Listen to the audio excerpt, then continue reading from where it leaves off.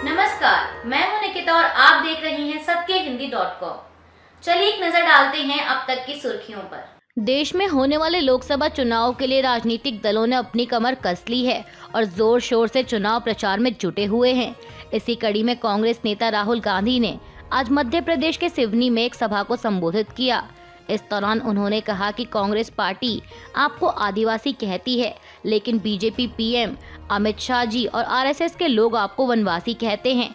तो इन शब्दों के पीछे दो अलग अलग विचारधाराएं हैं। दोनों शब्दों का मतलब बताते हुए कांग्रेस नेता ने आगे कहा कि आदिवासी शब्द का मतलब वो लोग जो इस देश में जमीन के पहले मालिक हैं। मतलब अगर आप पहले मालिक थे तो जमीन पर, जल पर और जंगल पर, देश के धन पर आपका हक बनता है। वहीं वनवासी का मतलब वो लोग जो जंगल में रहते हैं, जो आपका इतिहास है, आपकी भाषाएं हैं, आपके जीने का तरीका है, उसको ये शब्द मिटाने की कोशिश करता है। राहुल गांधी ने कहा कि जब हम वनवासी कहते हैं तो उसके अंदर ये छुपा हुआ है कि वनवासियों को न जमीन का, न जल का और न ही जंगल का अधिकार मिलना चाहिए। प्रधानमंत्री मोदी ने भी आज छत्तीसगढ़ में एक चुनावी सभा को संबोधित किया। इस दौरान उन्होंने भी कांग्रेस को निशाने पर लेते हुए कहा कि आजादी के बाद दशकों तक गरीबों की जरूरतों को कांग्रेस की सरकारों ने नजरअंदाज किया है। पीएम मोदी ने आरोप लगाया कि कांग्रेस ने कभी गरीब की चिंता नहीं की, उसकी परेशानियों को नहीं समझा। उन्होंने कहा कि कांग्रेस परिवार के अमीरों को कभी महंगाई का मतलब समझ ही नहीं आया। प्रधानमंत्री ने आगे कहा कि दुनिया में कोविड का महासंकट आया, लोग कहते थे कि भारत कैसे बचेगा, और वहीं कांग्रेस के अमीरों की सरकार के समय देश में बीमारी का टीका आने में दशकों लग जाते थे। कांग्रेस के घोषणा पत्र को मुस्लिम लीग का बताने वाली टिप्पणी के खिलाफ कांग्रेस ने चुनाव आयोग का रुख किया है। दरअसल प्रधानमंत्री मोदी ने अपनी हालिया टिप्पणी में कहा था कि कांग्रेस के घोषणा पत्र में वही सोच झलकती है जो आज़ादी के आंदोलन के समय मुस्लिम लीग में थी। वहीं अब उनकी इस टिप्पणी के खिलाफ शिकायत लेकर कांग्रेस आज सोमवार को चुनाव आयोग पहुंची। कांग्रेस नेता और पूर्व केंद्रीय मंत्री सलमान खुर्शीद ने कहा कि प्रधानमंत्री अपने भाषणों में जो कहते हैं उससे हमें बहुत दुख होता है। उन्होंने हमारे घोषणा पत्र के बारे में जो भी कहा है वह झूठ का पुलिंदा है। आप किसी अन्य दल के घोषणा पत्र पर असहमति रख सकते हैं, आप इस पर बहस कर सकते हैं, आप उसका विश्लेषण कर सकते हैं, लेकिन एक राष्ट्रीय स्तर की पार्टी जो राष्ट्रीय आंदोलन में शामिल रही है, उसके घोषणा पत्र के बारे में ऐसा कहना झूठ का पुलिंदा है, जबकि एक बहुत अच्छा घोषणा पत्र लिखा गया है। उन्होंने आगे कहा कि हम इस मामले से बेहद दुखी हैं और हम समझते हैं कि प्रधानमंत्री को ऐसी बात कहने का कोई अधिकार नहीं है। हमने इस मामले को चुनाव आयोग के सामने रखा है और उनसे विशेष आग्रह किया कि वे इसे गंभीरता से लें और इस पर कार्रवाई करें। कांग्रेस के घोषणा पत्र पर प्रधानमंत्री मोदी की टिप्पणी का पार्टी अध्यक्ष मल्लिकार्जुन खड़गे ने भी जवाब दिया है। एक्स पर मल्लिकार्जुन खड़गे ने बीजेपी को याद दिलाते हुए लिखा कि पीएम मोदी और गृहमंत्री अमित शाह के राजनीतिक और वैचारिक पूर्वजों ने स्वतंत्रता संग्राम में भारतीयों के खिलाफ ब्रिटिश और मुस्लिम लीग का समर्थन किया था। इनके वैचारिक पूर्वजों ने 1942 में महात्मा गांधी के भारत छोड़ो आह्वान का विरोध किया था, जो मौलाना आजाद की अध्यक्षता में किया गया आंदोलन था। हर कोई जानता है कि 1940 के दशक में श्यामा प्रसाद मुखर्जी ने मुस्लिम लीग के साथ गठबंधन करके बंगाल, सिंध और उत्तर पश्चिम सीमांत प्रांत में अपनी सरकारें कैसे बनाई। खड़गे ने पूछा कि क्या श्यामा प्रसाद मुखर्जी ने तत्कालीन ब्रिटिश गवर्नर को ये नहीं लिखा था कि 1942 के देश व कांग्रेस के भारत छोड़ो आंदोलन को कैसे दबाना चाहिए और इसके लिए वे अंग्रेजों का साथ देने के लिए तैयार हैं। कांग्रेस अध्यक्ष इतने पर ही नहीं रुके। उन्होंने आगे कहा कि मोदी और शाह और उनके नॉमिनेटेड अध्यक्ष आज कांग्रेस घोषणा पत्र के बारे में उल्टी सीधी गलत धारणाएं फैला रहे हैं। खड़गे ने कहा कि मोदी जी की भाषणों में केवल आरएसएस की बू आती है। दिन पर दिन भाजपा की चुनावी हालत इतनी खस्ता होती जा रही है कि आरएसएस को अपने पुराने मित्र मुस्लिम लीग की याद सताने लगी है। उन्होंने कहा कि सच केवल एक है, कांग्रेस न्याय पत्र में हिंदुस्तान के 140 करोड़ लोगों की आशाओं और आकांक्षाओं की छाप है। उनकी सम्मिलित शक्ति मोदी जी के 10 सालों के अन्याय काल का अंत करेगी। कांग्रेस अध्यक्ष के अलावा पार्टी प्रवक्ता सुप्रिया श्रीनेत ने भी पीएम मोदी की मुस्लिम लीग वाली टिप्पणी पर निशाना साधा है। उन्होंने कहा कि आखिर मुस्लिम लीग से नरेंद्र मोदी का ऐसा कौन सा प्रेम है जो बार बार छलक जाता है। सुप्रिया श्रीनेत ने कहा कि इश्क और मुश्क छुपाए नहीं छुपते और मोदी जी के पुरखों का मुस्लिम लीग से ऐसा ही इश्क है जो छुपता नहीं है। कांग्रेस प्रवक्ता ने कहा कि पीएम कांग्रेस के घोषणा पत्र के बारे में कुछ भी कह सकते थे। वे ये कह सकते थे कि ऐसा असंभव है, लेकिन उन्होंने ऐसा कहा क्योंकि उन्हें मुस्लिम लीग से प्रेम है। कांग्रेस का ये न्याय पत्र भारत जोड़ो यात्रा और भारत जोड़ो न्याय यात्रा के दौरान मिलने वाले लोगों की अपेक्षाओं पर बना है। इसे देखकर प्रधानमंत्री मोदी घबरा गए हैं। इसलिए प्रधानमंत्री शर्मनाक बयान देते हुए कहते हैं कि हमारे न्याय पत्र में मुस्लिम लीग की छाप है। अभिनेता संजय दत्त के चुनाव लड़ने की अटकलों के बीच उनकी ही प्रतिक्रिया सामने आई है। उन्होंने एक्स पर लिखी एक पोस्ट में ऐसी सभी खबरों पर विराम लगा दिया है जिनमें कहा जा रहा था कि वह आगामी लोकसभा चुनाव में कांग्रेस के टिकट पर हरियाणा की यमुनानगर सीट से चुनाव लड़ने जा रहे हैं। वहीं अब इन खबरों का खंडन करते हुए संजय दत्त ने एक्स पर लिखा कि मैं अपनी राजनीति में शामिल होने की सभी अफवाहों पर विराम लगाना चाहता हूं। मैं किसी पार्टी में शामिल नहीं हो रहा या चुनाव नहीं लड़ रहा हूं। अगर मैं राजनीति के क्षेत्र में कदम रखने का फैसला करता हूं, तो मैं इसकी घोषणा करने वाला पहला व्यक्ति होऊंगा। कृपया अभी तक मेरे बारे में खबरों में जो चल रहा है उस पर विश्वास करने से बचें। लोकसभा चुनाव नजदीक हैं, ऐसे में आम आदमी पार्टी ने अपना चुनावी कैंपेन लॉन्च कर दिया है। ऐसा पहली बार है जब पार्टी ने मुख्यमंत्री अरविंद केजरीवाल के बिना अपना चुनावी कैंपेन लॉन्च किया। पार्टी की ओर से जारी पोस्टर में नारा दिया गया है, जेल का जवाब वोट से।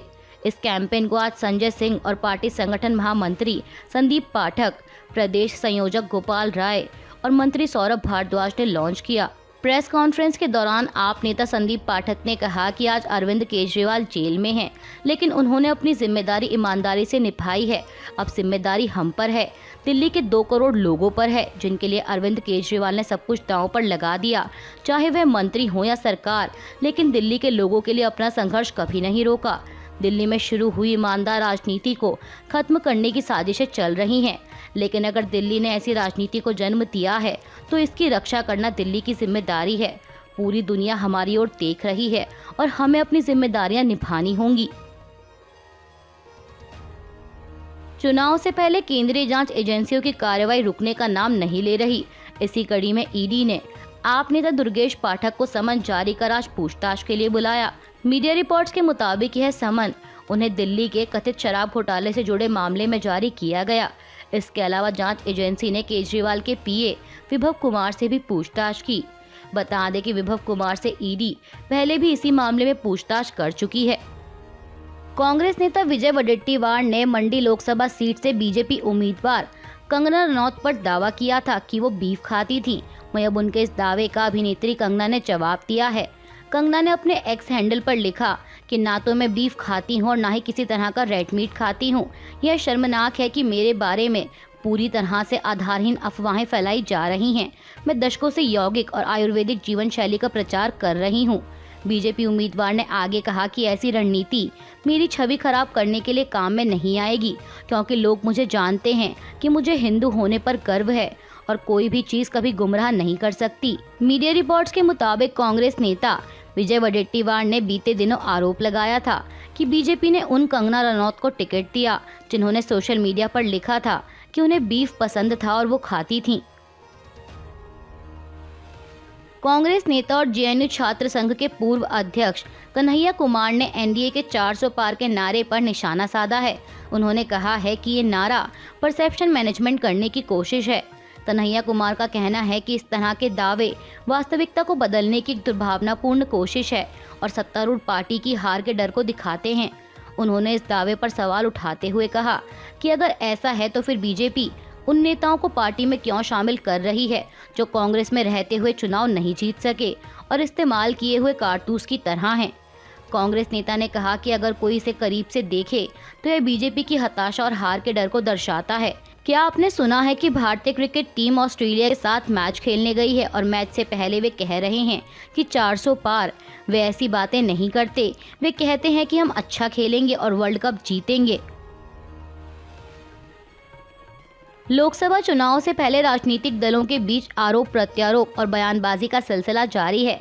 इसी कड़ी में बीजेपी के राष्ट्रीय अध्यक्ष जेपी नड्डा ने कांग्रेस को घेरते हुए कहा कि कांग्रेस पार्टी को जनता ने बार बार नकारा है, लेकिन इसके बावजूद कांग्रेस तुष्टीकरण की राजनीति पर आमादा है। उन्होंने कहा कि मैंने कांग्रेस के घोषणा पत्र को देखा तो मुझे आश्चर्य हुआ कि यह कांग्रेस का घोषणा पत्र है या मुस्लिम लीग का घोषणा पत्र। जिस मुस्लिम लीग ने 1929 में धर्म के आधार पर आरक्षण की बात कही थी, आज उसी बात को कांग्रेस पार्टी दोहरा रही है। आज अल्पसंख्यकों की जिस प्रकार धर्म के आधार पर आरक्षण की बात की गई है, कांग्रेस को यह स्पष्ट करना पड़ेगा। राहुल गांधी जवाब दे कि वायनाड में नामांकन के दौरान कांग्रेस पार्टी के झंडे गायब क्यों हो गए।